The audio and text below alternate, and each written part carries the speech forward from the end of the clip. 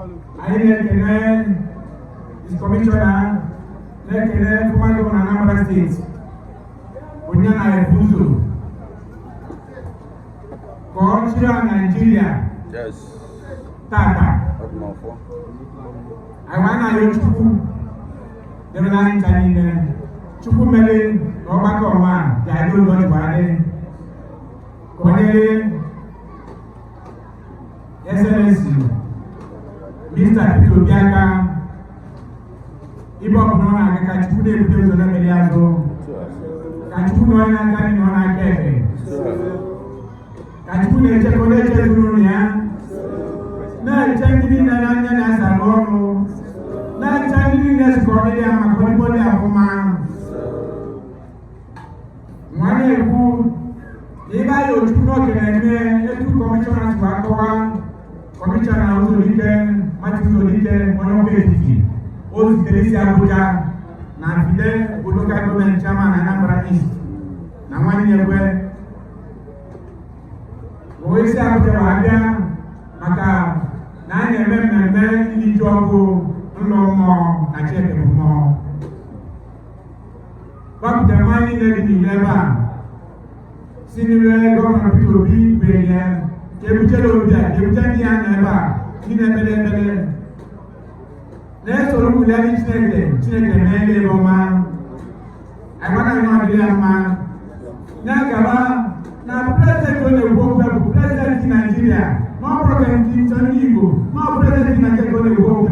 I demand now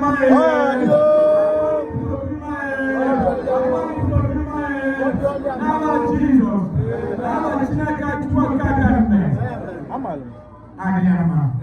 Adiyama. Ayana kwanya uru. Nanya kwado olili eripuna ikolile. Anya kwado olili na onwan kise, onwan nekupo kise na November 5th. November 5th. Obu bosa ike kwa bosa ike. Bosa kana kwado olili.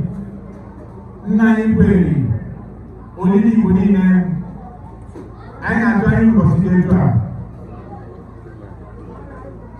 maka gịnị na Chukwu emego ogo dị mma ekele m Chukwu kene Peter Obi kene ndị na-ejere ozi n'olubere n'ọhụrụ na-ekele aga tupu akwadobe mme praịmarị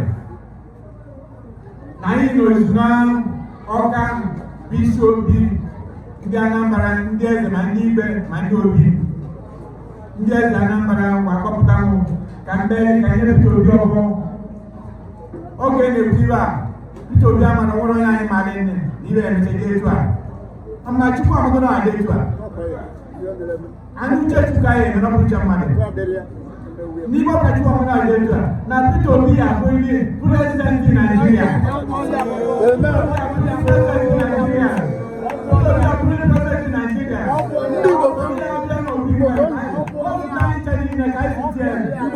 Kama na iwana gani yu.